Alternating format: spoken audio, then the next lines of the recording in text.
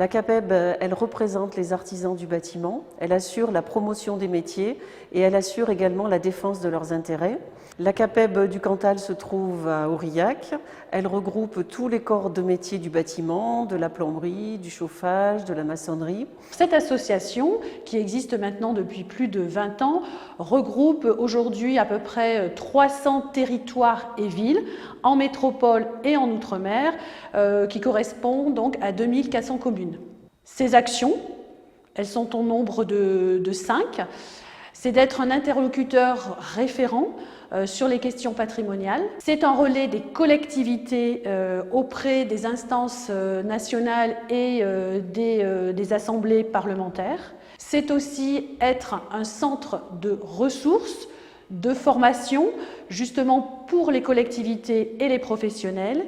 C'est aussi un espace de réflexion, d'expertise, d'échange, justement pour les entreprises, mais aussi pour les professionnels, qui s'appuient sur les compétences des collectivités, mais également sur un club d'experts. Nous sommes dans l'ancien hôtel de ville Caisse d'Épargne, qui est aujourd'hui la Maison de l'Habitat et du Patrimoine. C'est un bâtiment qui date donc de la fin du XIXe siècle, qui est protégé au titre des monuments historiques. Ce bâtiment se situe sur la place principale de la ville, la place d'Armes, donc la place de Saint-Flour. Cet équipement aujourd'hui, qui a été entièrement réhabilité par Saint-Flour Communauté et qui a ouvert ses portes en 2022, c'est un équipement de proximité qui a pour objectif la sensibilisation, l'information, la formation de tous les publics à l'architecture et au patrimoine. C'est un équipement aussi qui propose un outil, une exposition permanente intitulée Territoire et architecture, qui se compose d'une matériothèque. Cette matériothèque, en fait, ce sont des pupitres avec les matériaux locaux qui présentent donc l'architecture traditionnelle. Il y a bien sûr la pierre, il y a aussi le bois et encore aussi les typologies, les typologies des toitures. Enfin, il y a aussi le centre de ressources qui présente l'architecture d'aujourd'hui avec les matériaux d'aujourd'hui. Nous avons également participé à la mise en place de la matériothèque. La matériothèque, c'est un lieu de sensibilisation dans lequel on va retrouver les matériaux utilisés pour la rénovation des bâtiments sur Saint-Flour. Par exemple, on trouve la lauze, l'ardoise et la tuile canal rouge qui est très utilisée sur le secteur de Saint-Flour et ses arrondissements.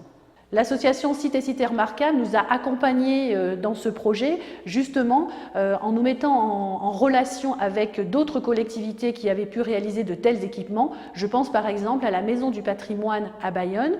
Grâce à Sites et Cités Remarquables de France, nous avons pu aussi réfléchir sur les besoins des habitants, le besoin des professionnels de justement mettre en place un tel outil et notamment une matériothèque. Ce partenariat a été pour nous l'occasion de participer à la rénovation de la Maison de l'Habitat.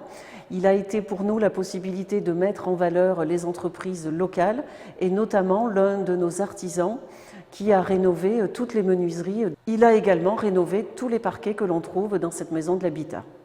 La CAPEB est un partenaire, là aussi, incontournable dans la mise en place d'un tel outil, puisque c'est un équipement qui est ouvert aussi aux artisans, aux architectes qui peuvent venir avec leurs clients pour justement comprendre cette architecture traditionnelle, pour voir justement quels sont les matériaux d'aujourd'hui à utiliser dans un projet de réhabilitation, dans un projet de restauration, dans une construction neuve.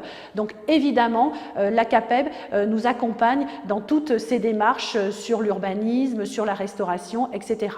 Il faut savoir aussi que justement en novembre 2023, une convention a été signée entre la CAPEB et Sites et Cités Remarquables, justement pour renforcer ce lien entre le patrimoine architectural et l'artisanat du bâtiment, sans oublier bien sûr la promotion et la valorisation des savoir-faire locaux. Ce partenariat est essentiel car il nous permet à l'un et à l'autre de réaliser nos objectifs. La rénovation du patrimoine est en forte augmentation sur le secteur de Saint-Flour. Nos entreprises du bâtiment ne sont pas suffisamment nombreuses pour réaliser tous les objectifs en matière de rénovation énergétique, d'accessibilité. Il faut savoir que la rénovation des bâtiments, c'est un savoir-faire qui s'acquiert au fil de nombreuses années et le métier est en recherche de jeunes apprentis qui voudraient se lancer dans ce domaine-là d'activité. Pour répondre à la forte demande, nous avons mis en place une formation spécifique pour les artisans qui voudraient se former à la rénovation du patrimoine. C'est une formation sur 2 jours. La première partie est consacrée à la réglementation et à la législation applicable en la matière, et la deuxième journée est consacrée à la visite de lieux historiques, en présence notamment des architectes de bâtiments de France. Cette formation s'intitule le CIP, le certificat d'identité professionnelle artisanale dédié au patrimoine.